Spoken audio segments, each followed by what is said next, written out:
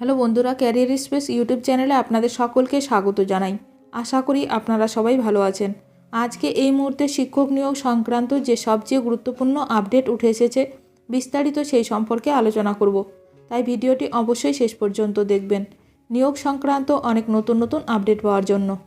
বন্ধুরা, শিক্ষা সংক্রান্ত ও চাকরি সংক্রান্ত সমস্ত রকমের লেটেস্ট আপডেট আপনারা এই চ্যানেলে পাবেন।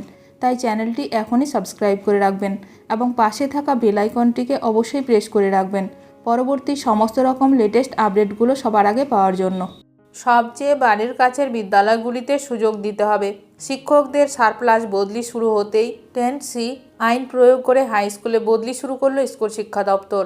মামলা গড়িয়েছিল সুপ্রিম কোর্টে, তবে শীর্ষ আদালত রাজ্যের যুক্তি মেনে নিয়েছিল। সুপ্রিম কোর্টের রায় মেনে এবার সরকারি সাহায্যপ্রাপ্ত ও পোষিত স্কুলের প্রধান এবং সহকারী শিক্ষক শিক্ষিকাদের জনস্বার্থে বদলি শুরু করল স্কুল শিক্ষা দপ্তর।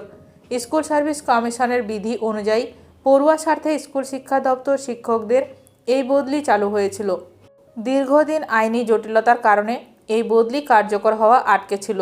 গত বছরের সেপ্টেম্বরে শীর্ষ আদালত এসএসসির সংশোধিত বিধিতে সম্মতি দিয়ে এ ব্যাপারে শিক্ষক ও শিক্ষক সমিতির মামলা খারিজ করে দিয়েছিল। এই বদলি নিয়ে স্কুল শিক্ষা দপ্তরের এক কর্তা জানান, মাধ্যমিক ও উচ্চ মাধ্যমিক পরীক্ষা মিটলেই কম পড়ুয়া থাকা স্কুল থেকে শিক্ষক শিক্ষিকাদের বেশি পড়ুয়া থাকা স্কুলে বদলি চালু হবে। এর আগে শিক্ষামন্ত্রী ব্রাত্য বসু বলেছেন, পড়ুয়া শিক্ষকের হার বজায় রাখতে এই উদ্যোগ নেওয়া হয়েছে। সেই হিসাবে 10C আইন প্রয়োগ করে হাই স্কুলে বদলি শুরু হলো।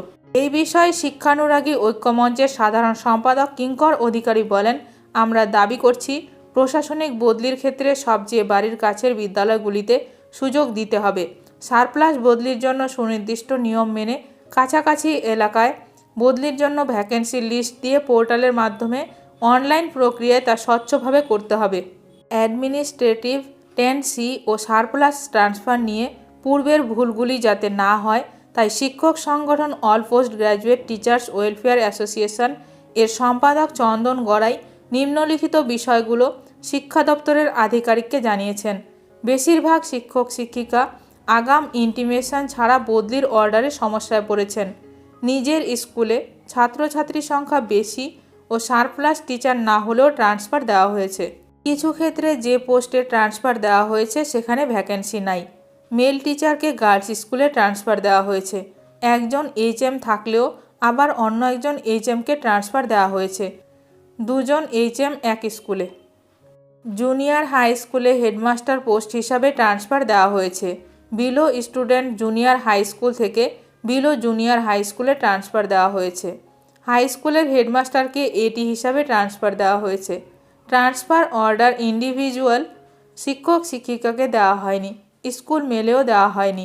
DI অথবা SI থেকে জোর দেওয়া হচ্ছে ট্রান্সফার নেওয়ার জন্য।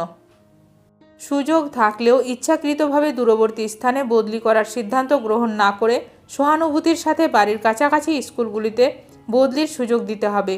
বদলির আগে সারপ্লাস ও অ্যাডমিনিস্ট্রেটিভের আওতাধীন টিচারকে 3টি পোস্টের অপশন দেওয়া হোক। ভিডিওটি ভালো লাগলে অবশ্যই লাইক করবেন। আজকের ভিডিওটি এখানেই শেষ করলাম। নতুন কোনো আপডেট নিয়ে দেখা হবে নেক্সট ভিডিওতে।